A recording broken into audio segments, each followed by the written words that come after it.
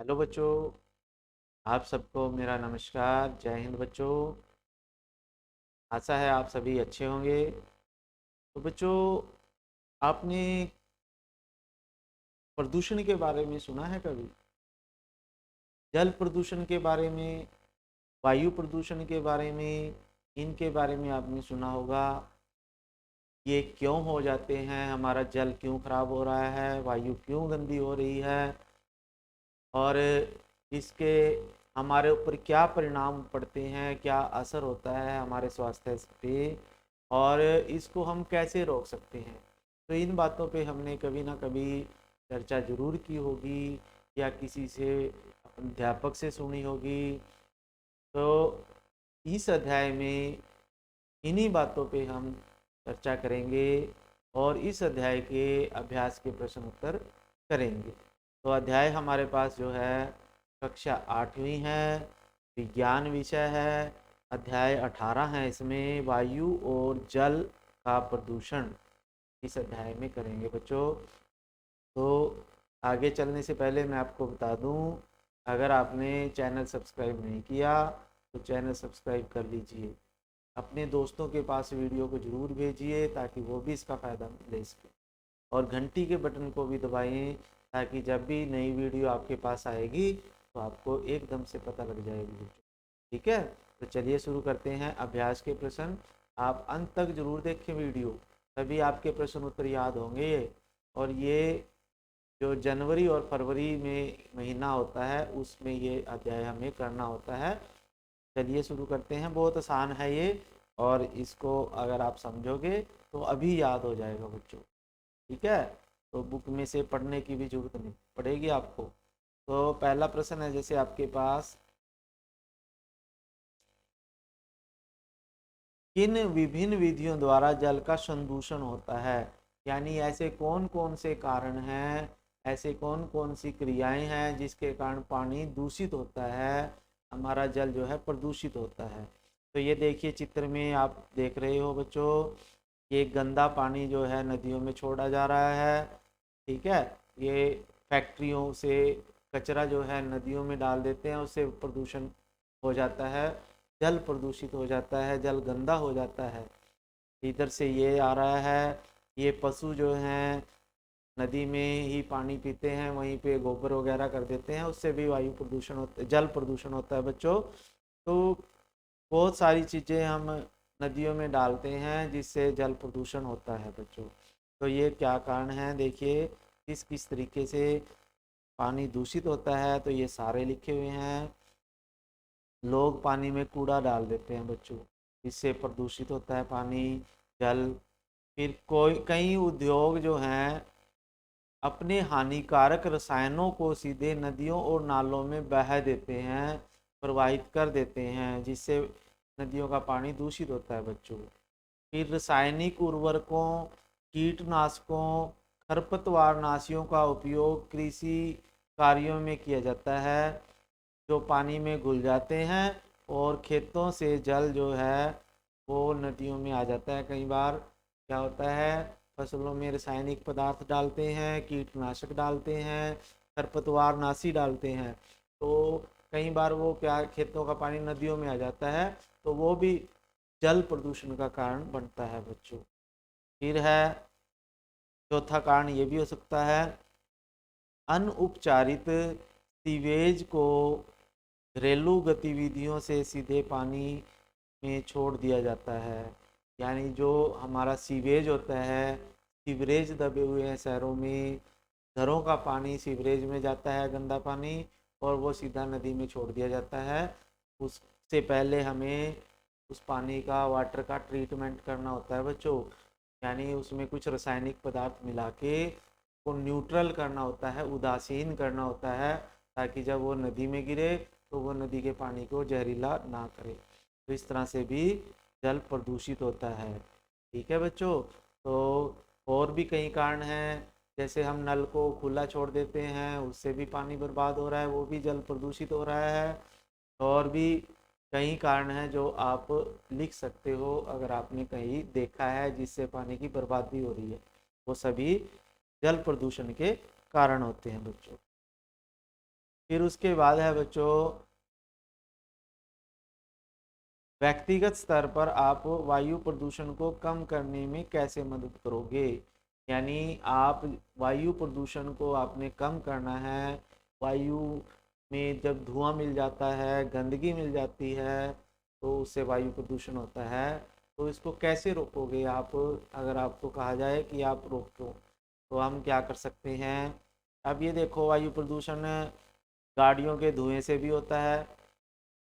गाड़ियां हैं, ट्रक हैं, बस हैं, जो बड़ी गाड़ियां हैं, उन सब के धुएं से वायु प्रदूषण होता है बच्चों।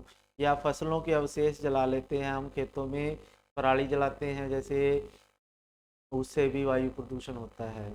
और फैक्ट्रियों में धुआं, जो बड़ी बड़ी फैक्ट्री हैं, थर्मल पावर प्लांट लगे हुए हैं, तो वो धुआं छोड़ते हैं, तो उससे भी वायु प्रदूषण बहुत ज़्यादा मात्रा में होता है बच्चों।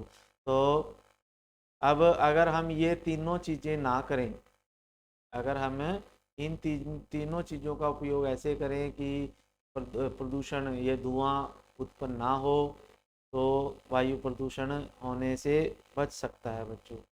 तो इसमें देखिए क्या क्या हो कर सकते हैं हम वायु को दूषित होने से बचाने के लिए। मैं जहाँ तक संभव हो सार्वजनिक परिवहन का उपयोग करूँगा।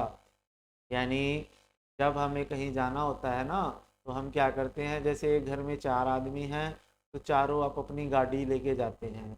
लेकिन अब बसें भी चल रही हैं, सरकारी बसें चल रही हैं। अगर हम बस में जाएं, तो हम उस गाड़ी से उत्पन्न, जो 4 गाड़ियाँ थी, उस गाड़ी से उत्पन्न धुआं जो है वो नहीं होगा। अगर हम सार्वजनिक सार्वजनिक परिवहन का मतलब सरकारी बसों में जाएं, तो वायु प्रदूषण कम हो जाएगा। फिर उसके बाद है, मैं वायु प्रदूषण को कम करने के लिए लोगों को में जागरूकता पैदा करूंगा। यानी लोगों को भी समझाऊंगा कि आप इस तरह की एक्टिविटी ना करें, ऐसे कार्य ना करें जिससे वायु प्रदूषित होती है। तो ऐसे हमने जागरूकता फैलानी है। मैं अधिक से अधिक पेड़ लगाऊंगा, क्योंकि पेड़ पर्यावरण को साफ सुथरा स्वच्छ रखते हैं और वायु प्रदूषण को कम करते हैं। तो अधिक से अधिक पेड़ लगाएं, जहाँ भी खाली जगह मिले वहाँ पे हमें पेड़ लगा लेने चाहिए, क्योंकि वो वायु प्रदूषण को कम करते हैं। और मैं कम दूरी के लिए वाहनों का उपयोग नहीं करूँगा। अगर मुझे पास जाना है, पास बाज़ार में जाना है, जो 200-200 मीटर की दूरी पे है, तो मैं वहाँ पैदल भी जा सकता हूँ। तो कई बार क्या करते हैं सभी, ज़्यादातर लोग मोटरसाइकिल ले जाते हैं, गाड़ी ले जाते हैं, स्कूटी ले जाते हैं। तो अगर हम पास में जा रहे हैं तो पैदल भी तो जा सकते हैं, तो उससे भी वायु प्रदूषण नहीं होगा और हमारी सेहत भी ठीक रहेगी। तो इसलिए हम प्रदूषण को रोकने के लिए ऐसा कर सकते हैं बच्चों। ठीक है। फिर उसके बाद है, क्या स्वच्छ पारदर्शी जल हमेशा पीने लायक होता है? टिप्पणी कीजिए, क्या वो पीने योग्य होता है? तो हमें बताना है। आपको गिलास में साफ पानी डाल के दे दिया है, और आपको कांच के गिलास में डाल के दिया गया है, और आपको ये ऐसा लग रहा है कि उसमें कुछ नहीं है, तो क्या वो पीने लायक होगा? तो क्या उसमें कुछ और चीज़ हो सकती है जो हमें नुकसान पहुंचा सकती है? तो बच्चों, हमेशा हमेशा जो है स्वच्छ पारदर्शी जल जो है वो पीने लायक नहीं होता, क्योंकि उसमें कोई ऐसे कीटाणु हो सकते हैं, कोई ऐसा केमिकल हो सकता है जो उसमें घुला हो और हमें दिखाई नहीं दे रहा है। क्योंकि साफ पानी में भी बहुत सारे बैक्टीरिया होते हैं, जीवाणु होते हैं, जो हमें दिखाई नहीं देते। तो ये नहीं, यह सच नहीं है कि स्वच्छ पारदर्शी पानी या जल हमेशा पीने योग्य होता है। यह संभव है कि रोग पैदा करने वाले सूक्ष्म जीव इस पानी में हो सकते हैं जो हमें दिखाई नहीं देते। इसलिए पीने से पहले हमें पानी को शुद्ध कर लेना चाहिए, पानी को उबाल लेना चाहिए, ताकि उसमें अंदर जो बैक्टीरिया है, कीटाणु है, वो मर जाएं। तो इसलिए हमें आरओ भी लगाते हैं, जैसे आरओ पानी को शुद्ध कर देता है, उसमें भी जो कीटाणु हैं, बैक्टीरिया हैं, वो ख़त्म हो जाते हैं। ठीक है। तो इसलिए हमेशा जो साफ़ पानी होता है वो शुद्ध नहीं होता। फिर आपके आप अपने शहर के नगर पालिका के सदस्य हैं तो उन उपायों की एक सूची बनाएं जो आपके शहर के सभी निवासियों को स्वच्छ पानी की आपूर्ति सुनिश्चित करने में मदद करे। यानी अगर आपको किसी शहर का नगर पालिका का सदस्य बना दिया जाए या गांव का सरपंच बना दिया जाए या किसी शहर का मेयर बना दिया जाए तो आप अपने शहर को पानी की आपूर्ति कैसे करोगे, लोगों को पानी कैसे दोगे, साफ पानी, तो ये हमने बताना है। तो ये देखो बच्चों, ये जल उपचार संयंत्र या वाटर ट्रीटमेंट संयंत्र होता है। इसमें पानी का उपचार किया जाता है, पानी को साफ सुथरा किया जाता है, गंदे पानी को पीने लायक पानी में बदला जाता है, उसे हम बोलते हैं जल उपचार संयंत्र या वाटर ट्रीटमेंट प्लांट। ठीक है, तो ये भी हम शहर में लगा सकते हैं, उसे हम गंदे पानी से साफ पानी बना सकते हैं।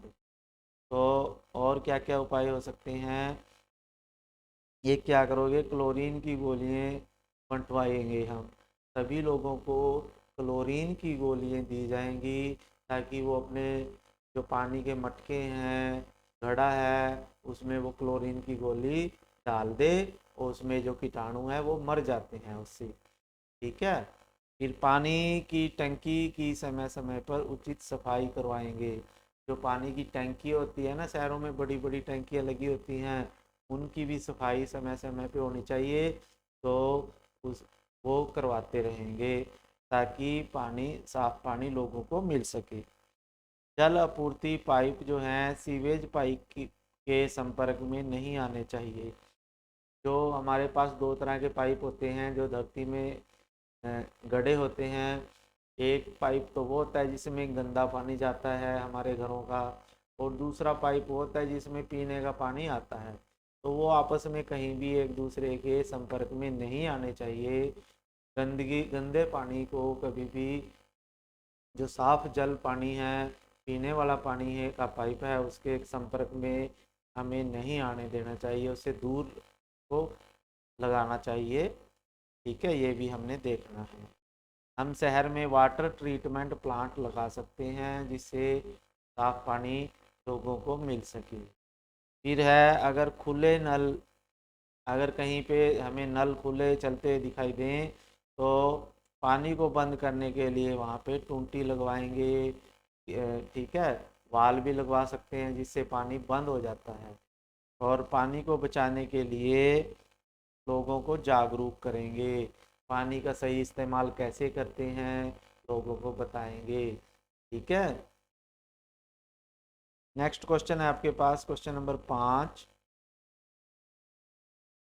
शुद्ध वायु और प्रदूषित वायु में क्या अंतर है? शुद्ध वायु क्या होती है और दूषित वायु क्या होती है? तो शुद्ध वायु क्या होती है बच्चों? शुद्ध वायु में 78% नाइट्रोजन होती है। जो साफ शुद्ध वायु है उसमें 78% जो है नाइट्रोजन गैस है, 21% ऑक्सीजन गैस है, और बाकी में 0.03% जो है कार्बन डाइऑक्साइड गैस होती है।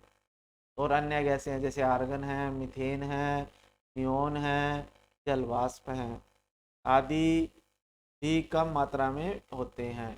इसमें सांस लेने में हमें कोई दिक्कत नहीं होती, कोई हानि नहीं होती, तो हमें उसे शुद्ध वायु कहते हैं, जिसमें जो हमारे जीवन के लिए उपयोगी है। ठीक है, लेकिन जब इसमें प्रदूषित वायु कब होगी?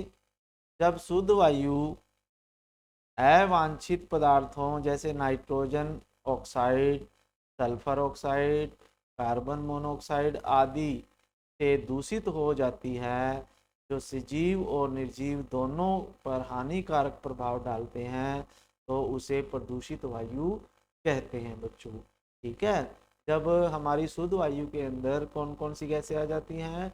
नाइट्रोजन ऑक्साइड आ जाती है, सल्फर ऑक्साइड गैस आ जाती है, कार्बन मोनोऑक्साइड गैस या कार्बन डाइऑक्साइड गैस ज़्यादा हो जाए तो वायु प्रदूषित हो जाती है, और जो हमें सजीव यानी जीवित प्राणियों, जंतुओं के लिए भी ये नुकसान देती है, और जो निर्जीव वस्तुएं हैं उनके लिए भी ये खतरनाक हो जाती है। इसे हम प्रदूषित वायु कहते हैं। ठीक है बच्चों। फिर उसके बाद है, उन अवस्थाओं की व्याख्या कीजिए जिनमें अम्ल वर्षा होती है। यानी अम्लीय वर्षा कब होती है, क्यों होती है, और अम्ल वर्षा हमें कैसे प्रभावित करती है। यानी अम्ल वर्षा क्या है, ये क्यों होती है, और इससे हमें क्या क्या नुकसान होते हैं बच्चों। तो ये बातें हमने इसमें बतानी है। तो देखिए चित्र में देखिए, एसिड रेन या अम्लीय वर्षा का क्या कारण है कि जब कारखानों से धुआं निकलता है, जो कारखाने फैक्ट्रियाँ लगी हुई हैं जो धुआं छोड़ती हैं, उनमें सल्फर डाइऑक्साइड SO2 गैस होती है, सल्फर डाइऑक्साइड गैस NO2 होती है नाइट्रस ऑक्साइड गैस। तो इस तरह की गैसें जो हैं ये धुएं में ऊपर जाती हैं बच्चों। ऊपर जाते हुए बादलों में पानी होता है, जलवाष्प होते हैं। तो ये गैस जो है इस बादलों के जलवाष्प यानी जल के साथ अभिक्रिया कर लेती है और ये बनाती है H2SO4। H2SO4 तेजाब होता है बच्चों, अम्ल होता है, और HNO3 बनाती है, ये भी तेजाब है, ये भी अम्ल है बच्चों। और जब बारिश होती है ना, तो उस बारिश के पानी के साथ ये अम्ल भी नीचे आ जाता है, जिससे जो बारिश का पानी है, वर्षा का जल है जो, वो अम्लीय हो जाता है, तेजाब बन जाता है, जिसे हम तेजाब की वर्षा कहते हैं सिंपल लैंग्वेज में, या अम्लीय वर्षा कहते हैं। तो इस कारण हुआ ये प्रदूषण में SO2 है सल्फर डाइऑक्साइड, और NO2 नाइट्रोजन डाइऑक्साइड। ठीक है, सल्फर डाइऑक्साइड और नाइट्रोजन डाइऑक्साइड जो हैं, ये गैसें जो हैं पानी के साथ मिलके अम्ल बना देती हैं, जिससे वो जब वो नीचे आते हैं वर्षा के साथ, उसे अम्लीय वर्षा कहते हैं बच्चों। और इसमें यही लिखा हुआ है, जैसे नाइट्रोजन डाइऑक्साइड, सल्फर डाइऑक्साइड जैसे प्रदूषक हैं जो वातावरण में मौजूद जल वाष्प के साथ अभिक्रिया करके सल्फ्यूरिक एसिड, सल्फ्यूरिक अम्ल या नाइट्रिक एसिड बनाते हैं, जो अम्ल वर्षा के साथ नीचे आ जाते हैं और जिसे अम्लीय वर्षा कहते हैं बच्चों। ठीक है। अब इसके क्या असर हो जाते हैं अगर अम्लीय वर्षा होती है। एक तो ये है, धातुओं के क्षरण को बढ़ाता है। यानी जो लोहे की धातुओं से बनी हुई जो मशीनें होती हैं जो बाहर होती हैं, जब अम्लीय वर्षा होगी तो उनको जंग लग जाएगा बच्चों, तो जिससे हमें बहुत सारा नुकसान होता है। और जो इमारतें संगमरमर के पत्थर की बनी होती हैं, मार्बल की बनी होती हैं, या मूर्तियाँ होती हैं, उनको भी नुकसान पहुंचता है अम्ल के साथ। अम्लीय वर्षा से उनको भी नुकसान पहुंचता है। जैसे ताजमहल है, ताजमहल को बहुत नुकसान होता है बच्चों। यह मिट्टी से कैल्शियम जैसे पोषक तत्वों को भी हटा देते हैं। यानी जहाँ भी जिस मिट्टी में अम्लीय वर्षा होगी ना, तो उस मिट्टी की उपजाऊ शक्ति भी कम हो जाती है बच्चों। और पौधों और फसलों को भी ये नुकसान पहुंचाती हैं। और जब अगर त्वचा पे गिर जाए, मनुष्य जो है अम्लीय वर्षा में अगर भीग जाए, तो उसको त्वचा के कई रोग लग जाते हैं बच्चों। ठीक है, तो ये इसके नुकसान होते हैं। फिर अगला क्वेश्चन है बच्चों, निम्न में से कौन सी ग्रीन हाउस या पौधागर गैस नहीं है। तो पौधागर गैस जो है नाइट्रोजन नहीं है बच्चों। बाकी कार्बन डाइऑक्साइड गैस भी है, सल्फर डाइऑक्साइड और मीथेन, ये तीनों गैस जो हैं ग्रीन हाउस गैसें हैं, लेकिन नाइट्रोजन गैस नहीं है बच्चों। ठीक है। फिर ग्रीन हाउस प्रभाव क्या होता है। ग्रीन हाउस प्रभाव का मतलब पहले पढ़ लेते हैं फिर समझ लेते हैं। ग्रीन हाउस प्रभाव का अर्थ है पृथ्वी के पर्यावरण का गर्म होना।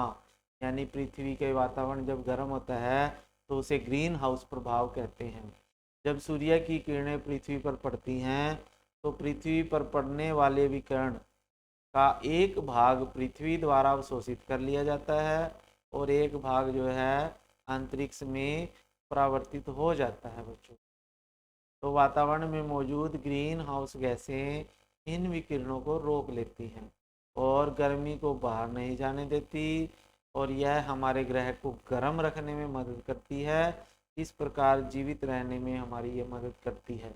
यानी पृथ्वी के ऊपर उचित तापमान रहता है। अगर ग्रीन हाउस गैसें जो हैं वो कम मात्रा में होंगी तो पृथ्वी का तापमान उचित होगा, जो हमारे जीवन के लिए लाभदायक होगा। लेकिन जब इन गैसों की मात्रा बढ़ जाती है तो क्या होगा बच्चों, देखो, परंतु जब इन गैसों की मात्रा पर्यावरण प्रदूषण के कारण आवश्यकता से अधिक हो जाती है तो ये सूर्य की गर्मी को अंतरिक्ष में नहीं जाने देते, जिससे के कारण पृथ्वी का तापमान दिनों दिन बढ़ता जा रहा है। और ये ग्रीन हाउस गैसें मुख्यतः कौन कौन सी हैं? कार्बन डाइऑक्साइड गैस है बच्चों, CO2 बोलते हैं जिसे, मीथेन है CH4, और नाइट्रस ऑक्साइड N2O, ये गैसें हैं। इस प्रभाव के लिए जिम्मेदार गैसें हैं ये, इसके कारण पृथ्वी के ध्रुव पर जो मौजूद बर्फ है वो ग्लेशियर जो हैं वो पिघल रहे हैं और बाढ़ आने की आशंका बन चुकी है बच्चों। तो इसलिए ग्रीन हाउस प्रभाव कहते हैं इसे, पौधा घर प्रभाव भी कहते हैं, इसे ग्लोबल वार्मिंग भी कहते हैं। ठीक है, तो अब इसको चित्र के द्वारा समझ लेते हैं और भी।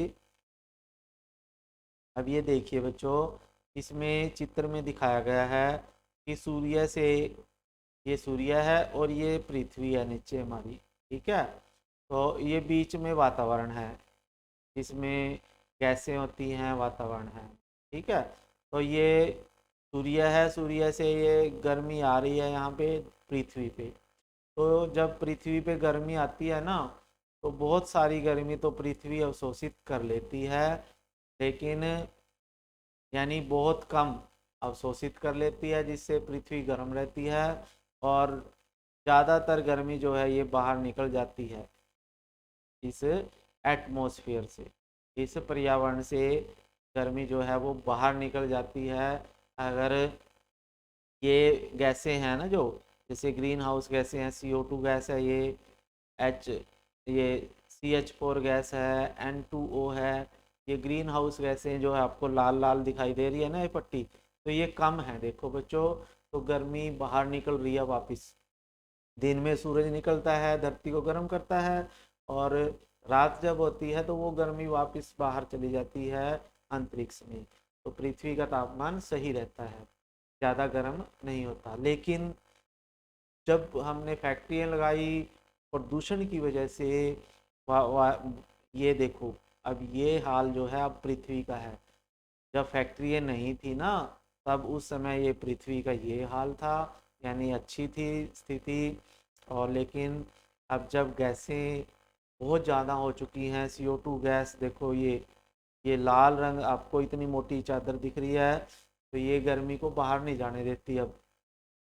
तो ये सूर्य से देखो गर्मी तो आ रही है अंदर, लेकिन जो CO2 गैस है, CH4 मीथेन गैस है, N2O नाइट्रस ऑक्साइड गैस है, ये गर्मी को बाहर नहीं जाने देती बच्चों। यानी ये गर्मी को वापस धरती की तरफ फेंक देती है और बहुत कम गर्मी जो है वो बाहर जाती है, ज़्यादा गर्मी अंदर ही रह जाती है, पृथ्वी के ऊपर ही रह जाती है। ठीक है, जैसे हम चाय डालते हैं एक कप में, अगर चाय का कप खुला रख देते हैं तो वो जल्दी ठंडा हो जाता है चाय, लेकिन अगर उसको ढक देते हैं तो वो बहुत देर में ठंडा होता है, यानी उसकी गर्मी जो है वो ढक्कन अंदर ही रख लेता है। तो इसे ही हम ग्लोबल वार्मिंग कहते हैं। और ये गैसें जो हैं पृथ्वी के ऐसे ही ढक्कन की तरह कार्य करती हैं, ये पृथ्वी गर्मी को बाहर नहीं जाने देती, जिसकी वजह से ये देखो, ये वाइट वाइट है ना जो पृथ्वी के ऊपर, ये ग्लेशियर हैं। अब इधर तो देखो ये कितनी बर्फ थी पहले, लेकिन अब ग्लेशियर थोड़े रह चुके हैं। क्यों? क्योंकि गर्मी के कारण बर्फ जो है पानी में चली गई और वो पानी जो है नीचे धरती पे आ रहा है, और उसकी वजह से बाढ़ आ सकती है कभी भी पृथ्वी पर। ठीक है, अगर यही हाल रहा तो पृथ्वी पर, पूरी पृथ्वी पे बाढ़ आ जाएगी बच्चों। फिर प्रश्न है, ग्लोबल वार्मिंग या विश्व उष्मन पर एक भाषण तैयार करना है। तो इसमें भी आप वही प्रश्न लिख सकते हो जो हमने अभी ऊपर वाला प्रश्न किया है। तो वो ये सेम चीज़ है कि ग्लोबल वार्मिंग क्या है, विश्व उष्णन क्या है, तो इसके बारे में आप लिख सकते हो। फिर प्रश्न 10वां है बच्चों, ताजमहल की सौंदर्य पर संकट का वर्णन कीजिए। अब ये देखो ताजमहल है बच्चों, ताजमहल किसका बना होता है, इसके ऊपर ना सारे के ऊपर संगमरमर के सफ़ेद पत्थर लगाया गया है बच्चों बनाने के लिए। ठीक है, तो ये देखो कितना खूबसूरत है ये। लेकिन इसकी खूबसूरती के ऊपर जो है संकट है। क्या संकट है बच्चों, देखो वायु प्रदूषण के कारण ताजमहल हवा में मौजूद प्रदूषकों के कारण चिंता का विषय बन गया है, जो इसके सफ़ेद संगमरमर को खराब कर रहे हैं बच्चों। ये देखिए बच्चों, नीचे चित्र दिखाया गया है आपको। इसमें अगर हम संगमरमर के पत्थर के ऊपर तेजाब डाल देते हैं ना, तो ये इस तरह के दाग दाग पड़ जाते हैं। तो देखो कितना बेकार हो गया है ये पत्थर। उसी प्रकार से जो ताजमहल का जो पत्थर लगा हुआ है ना ऊपर, संगमरमर का पत्थर, तो बढ़ते प्रदूषण, वायु प्रदूषण के कारण अम्लीय वर्षा से संगमरमर पर काले धब्बे बनने शुरू हो गए हैं। यानी वायु प्रदूषण के कारण जो है ताजमहल के आसपास अम्लीय वर्षा होती है। क्यों होती है, क्यों, वहाँ पे फैक्ट्रियाँ लगी हुई हैं, काफ़ी तेल रिफाइनरीज वगैरह हैं, तो जिसके कारण अम्लीय वर्षा होगी। और जब अम्ल गिर जाते हैं तो मार्बल के ऊपर या पत्थर के ऊपर, तो उसके ऊपर काले धब्बे डल जाते हैं। उसी प्रकार से ताजमहल के ऊपर भी जब अम्लीय वर्षा होगी तो उसको भी काले धब्बे होने लगे हैं बच्चों। तो निलंबित कण जो होते हैं, वायु में निलंबित कण जैसे मथुरा तेल रिफाइनरी द्वारा उत्सर्जित कालिख के कणों ने ताजमहल के संगमरमर को पीला कर दिया है बच्चों, जिसके कारण ताजमहल अपनी सुंदरता खो रहा है बच्चों। तो इस तरह से ताजमहल की सुंदरता के ऊपर अम्लीय वर्षा का ज़्यादा नुकसान हुआ है। वो क्यों हुआ है, क्योंकि वहाँ पे काफ़ी सारी तेल रिफाइनरीज हैं, फैक्ट्रीज हैं, जिसकी वजह से प्रदूषण होता है और अम्लीय वर्षा होती है, और जिससे उसके पत्थर को नुकसान पहुंच रहा है बच्चों। ठीक है, तो लास्ट क्वेश्चन रह गया है बच्चों, ये भी कर लेते हैं। क्वेश्चन 11 है, जल में पोषक तत्वों का बढ़ा हुआ स्तर जलीय जीवों के अस्तित्व या उत्तरजीविता को किस प्रकार प्रभावित करता है। यानी अगर पानी में पोषक तत्वों का स्तर बढ़ जाए तो जल में रहने वाले जीव जंतुओं के ऊपर उसका क्या असर होगा बच्चों, तो ये देख लेते हैं। पानी में पोषक तत्वों जैसे नाइट्रेट, फॉस्फेट जैसे रसायनों का बढ़ा हुआ स्तर जो है जलीय जीवों के अस्तित्व को प्रभावित करता है, क्योंकि ये शैवाल के पनपने के लिए पोषक तत्वों के रूप में कार्य करता है। और जब ये शैवाल मर जाते हैं तो वे जीवाणु जैसे घटकों के लिए भोजन का काम करते हैं, और जल में भारी मात्रा में ऑक्सीजन का उपयोग कर लेते हैं वो, और ऑक्सीजन की कमी हो जाती है पानी में, जिससे जलीय जीवों के ऊपर असर पड़ता है, वो मर सकते हैं। ठीक है, यदि पानी में पोषक तत्व ज़्यादा होंगे तो क्या होगा, शैवाल उग जाएंगे पानी में, और शैवालों को, जब शैवाल मर जाएंगे तो उसमें सूक्ष्म जीव पैदा होते हैं, जीवाणु, और जीवाणु जो है पानी की ऑक्सीजन का उपयोग कर लेते हैं ज़्यादा, और जिससे दूसरे जीवों के लिए जैसे मछली है पानी के अंदर, उनके लिए ऑक्सीजन की मात्रा कम हो जाती है, जिससे वो मर सकते हैं बच्चों। तो इसलिए अधिक पोषक तत्व पानी में नहीं होने चाहिए। ठीक है बच्चों, तो आज की वीडियो में इतना ही करेंगे, फिर मिलेंगे नई वीडियो के साथ। तब तक के लिए धन्यवाद। जय हिंद बच्चों।